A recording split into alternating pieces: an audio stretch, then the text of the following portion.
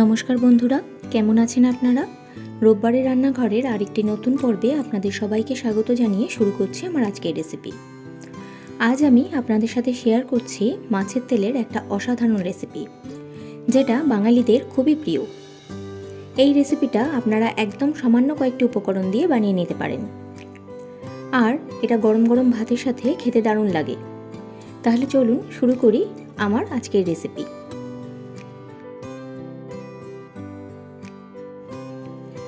এই রেসিপিটার প্রধান উপকরণই হলো মাছের তেল। এখানে আমি রুই মাছের তেল নিয়েছি। আপনারা কাতলা মাছের বা ইলিশ মাছের তেলও ব্যবহার করতে পারেন। মাছের তেলটা আগে থেকে ভালো করে ধুয়ে পরিষ্কার করে নিতে হবে।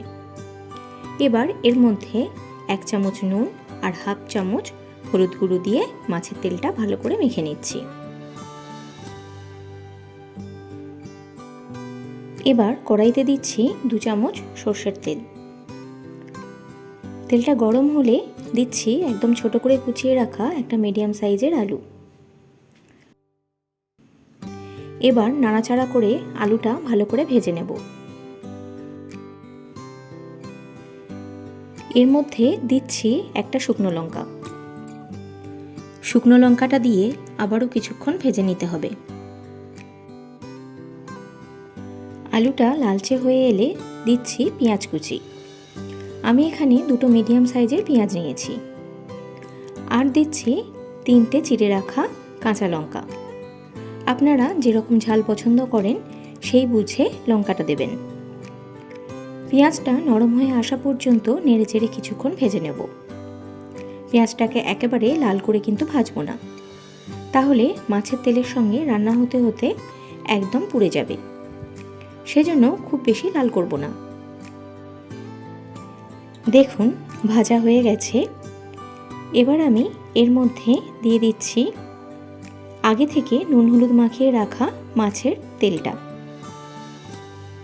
মিডিয়াম আঁচে সব কিছু ভালো করে মিশিয়ে নিয়ে আরও কিছুক্ষণ রান্না করতে হবে।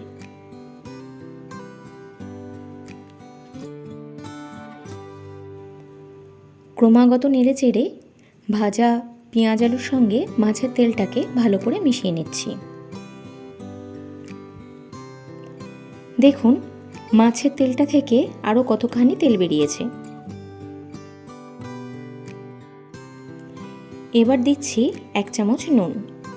নুনটা আপনারা একটু বুঝে দেবেন, কারণ মাছের তেলে আগে থেকেই কিন্তু নুন মাখিয়ে রাখা ছিল। ভালো করে মিশিয়ে নিচ্ছি।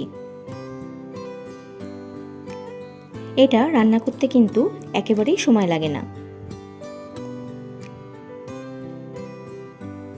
দেখুন তৈরি হয়ে গেল আমাদের মাছের তেলের চচ্চড়ি। এটা গরম ভাতের সাথে সার্ভ করুন, দারুণ লাগবে। আশা করছি রেসিপিটা আপনাদের ভালো লেগেছে। ভালো লাগলে অবশ্যই একটা লাইক করবেন, শেয়ার করবেন, আর আমার চ্যানেলটাকে যারা সাবস্ক্রাইব করেননি তারা অবশ্যই সাবস্ক্রাইব করবেন। আবার দেখা হবে রোববারের রান্নাঘরে আর একটা নতুন রেসিপির সাথে। ভালো থাকবেন, সুস্থ থাকবেন আর সঙ্গে থাকবেন। নমস্কার বন্ধুরা।